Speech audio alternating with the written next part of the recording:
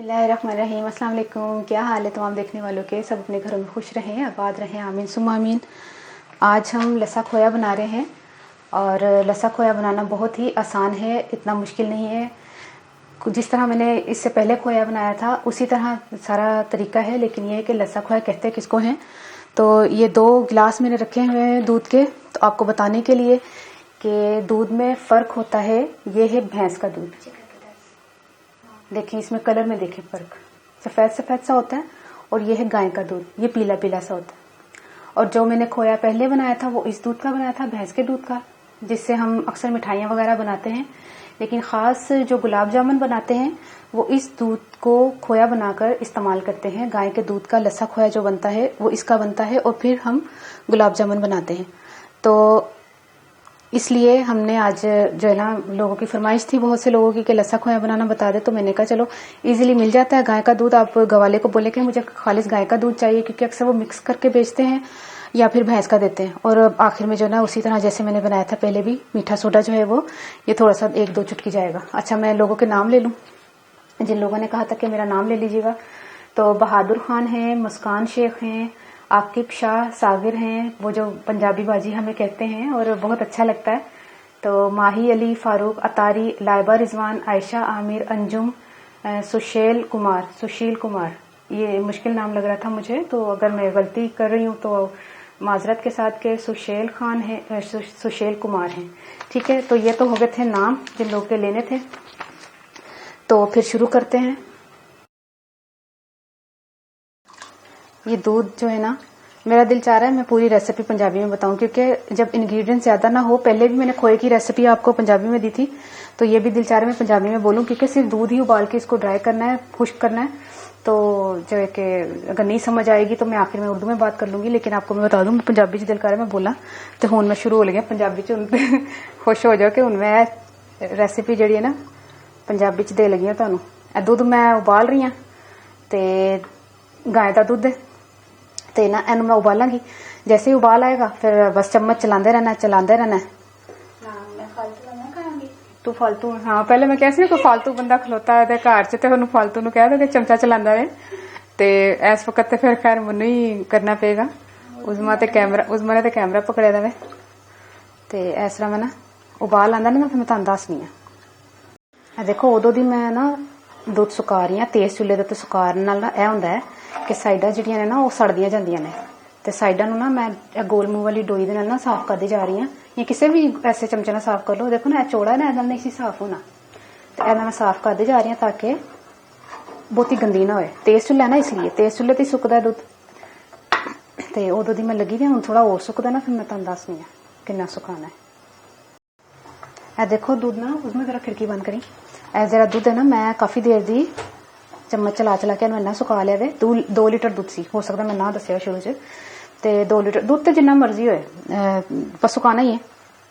ते 2 लीटर दूध सी, तो इन्ना रह जाए कि तकरीबन आधा किलो नालों नहीं, मैं ज्यादा नहीं पा रही, चुटकी सारा पावांगी। दिखाने वास्ते रखिया सी ना कि मिठा जरूर, मैं चुटकी सारी रख दे, अजीब जा लगना सी, तो चुटकी पाऊंगी ना। ए देखो ना, 1 चुटकी, 2 चुटकी, बस 2 चुटकी जिन्ना तुसी इस वक्त सोडा पा लो, मिठा सोडा, ते मतलब थोड़ा इन्ना ही घट रह जाए। ए देखो ना हुण फुलिया ना,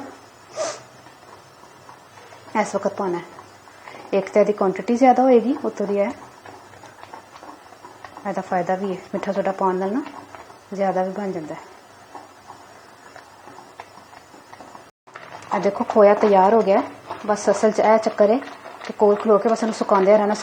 वो जिस वक्त मैं सोडा नहीं सी पाया 2 चुटकी सारा, तो उदों बाद तकरीबन मैं 10 मिनट होर पकाया जे, तो उदों पाना जो थोड़ा सारा दुध थोड़ा रस मिसा जे, बस खोया बनने वाला तैयार होता है। तैयार हो गया ए ना, देखो खोया तैयार हो गया। हूँ थोड़ा सारा ना गर्म है, तो थोड़ा पिघलिया जा लग रहा है, तो मैं चूल्हा बंद कर रही हूँ, थोड़ा ठंडा होकर तुहानू ना बिल्कुल सही हो जाएगा ना, फिर मैं तुहानू दसनी।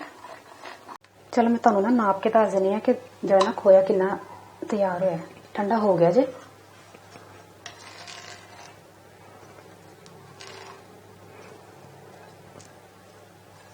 पूरा 2 किलो दूध का कितना बनता है खोया। थोड़ा ठंडा हो गया ना, होर जरा ने वो हो जाना है, जैसा ड्राई होएगा, सख्त होएगा ना, इस तरह थोड़ा गिला गिला ना जे तुहानू लगदा होएगा जिस तरह के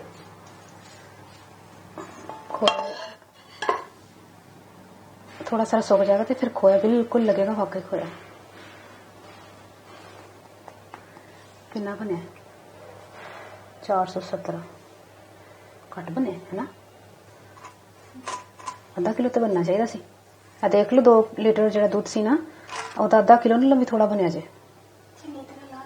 चंगी तरह। मैं की लावा लत्थ तो गया हूँ मैं स्पैशल नहीं इन्ना नहीं बदेगा पतीली कढ़ाई बस साफ कर ले चंगी तरह, जिन्ना भी हो जाएगा पर आधा किलो नहीं होगा, जरा सा जरा थेगा ले। अच्छा 419 ग्राम ठीक है। अच्छा ए हो गया जे खोया तैयार ते हुण मैं तुहानू दसदी आ देखो तैयार हो गया लस्सा खोया। मैं चखिया बड़ा ही मजे का ते जड़ा ना गां दा दुध दा खोया बन गया जे लस्सा खोया। ते अगर गवाला तुहाडे घर भैंस दा दुध लैके आंदा ते ओनू कहना कि जड़ा ना गाय दा भी दुध दे जाएगा, तुसीं बनाना चाहते हो ते कीता की है मैं। अच्छा हुण मैं पंजाबी च ते मैं खैर पूरी रेसिपी दसी, हुण मैं ना उर्दू च दसदा कि मैंने 2 लीटर दूध लिया है गाय का, तो उसमें मैंने जो है ना उबाल के उसको इतना ड्राई कर लेना है कि जैसे उसमें थोड़ा सा एंड पे थोड़ा सा रह जाए, तकरीबन 1 सवा गिलास के करीब जितना रह जाए 2 लीटर में से। तो उसमें से 2 चुटकी आपने मीठा सोडा शामिल करना है। तो उसको तेज चम्मच चलाना है, तो थोड़ी देर के बाद 5 से 6 मिनट या 10 मिनट के अंदर अंदर वो इतना ड्राई हो जाएगा कि फिर जो है ना आपने खोया निकाल के बर्तन में आपने रखना। देखा कितना ज़बरदस्त खोया बना है। अभी ये और ड्राई होगा तो और जो है ना अच्छा बनेगा, लेकिन ये कि इतने में आपने निकाल लेना, ज़्यादा ड्राई नहीं करना, वो फिर नीचे बर्तन में लग जाएगा। अच्छा ठीक है, मैनू दुआ जरूर याद रखना। और उर्दू भी दस दिया, कोई कन्फ्यूजन नहीं है हूँ किसी को भी कि जो उर्दू समझ सकते हैं उन्होंने भी समझ आ गई होगी। तो मैनू जरूर दुआ याद रखना कि अल्लाह हाफिज़।